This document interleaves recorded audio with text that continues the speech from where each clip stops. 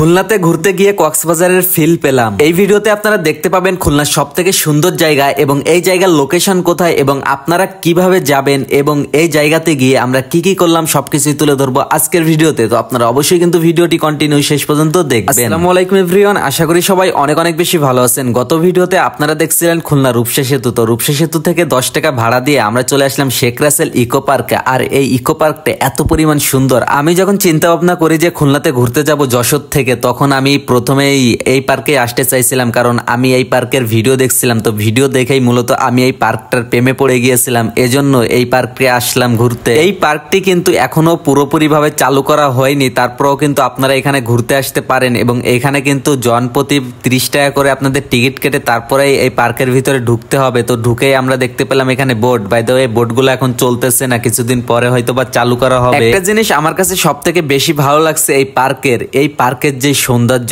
প্রাকৃতিক সৌন্দর্য, এইটা দেখলে আপনারা সত্যি মুগ্ধ হবেন। অন্যদিকে দেখতে পেলাম দুইজন এখানে পরিকল্পনা করতেছে যে ভবিষ্যতে এখানে একটা বাড়ি বানাবে, সেই পরিকল্পনায় মেবি এখানে করতেছিল। তো এটা দেখেও খুবই ভালো লাগলো যে তারাও কিছু ভাবতেছে এখানে বসে বসে। পার্কের ভিতরে দেখতে পেলাম দোলনা, আর দোলনা দেখলে তো আমার মাথায় কাজ করে না, সরি আমার না, তার মাথায় কাজ করে না। এজন্য আমরা দুইজন মিলে একটু দোলনায় দোল খেলাম, আর এটা কিন্তু আমার কাছে খুবই ভালো লাগতেছিল যে দুজনে মিলে এখানে পা নাচাচ্ছিলাম আর দোল খাচ্ছিলাম। এটা কিন্তু খুবই ভালো লাগছিল। আর অন্যদিকে বক মামা আর এদিকে হরিং মামা আমাদের দিকে তাকিয়েছিল।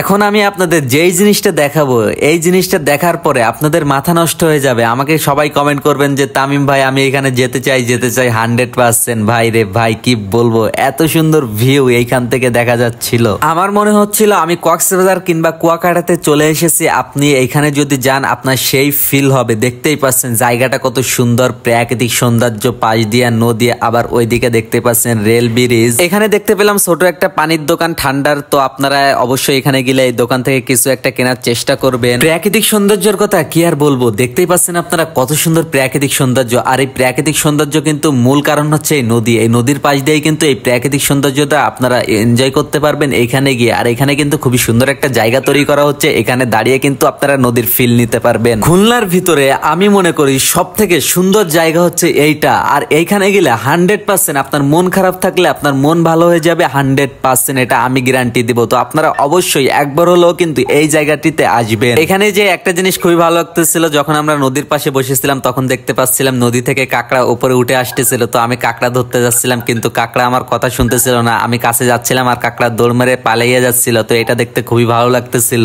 এখানে আমরা অনেক সময় বসে বসে নদীর ফিল নিচ্ছিলাম এবং কিছু কথাবার্তাও বলতেছিলাম, আর এইদিকে নদীর সৌন্দর্য দেখতেছিলাম, বাতাস আসতেছিল, খুবই ভালো লাগতেছিল। তো আপনাদের কাছে এই জায়গাটি কেমন লাগছে অবশ্যই কিন্তু সেটা আপনারা কমেন্ট বক্সে কমেন্ট করতে ভুলবেন না। মন মানসিকতা যদি আপনার একদমই খারাপ থাকে, কিছু যদি ভালো না লাগে, তাহলে খুলনার এই পার্কটিতে আপনারা যেতে পারেন। Sheikh Russel eco park. আপনারা রূপসা সেতুর নিচ থেকে 10 টাকা ভাড়া নিবে এই জায়গাটিতে আসতে এবং এইখানে ঢুকতে নিবে 30 টাকা। তো আপনারা কিন্তু অবশ্যই একবার হলো এই জায়গাটি ঘুরে যাবেন। ভিডিওটি ভালো লাগলে শেয়ার করে দিবেন, পেজে নতুন হলে পেজটি ফলো করে দিবেন।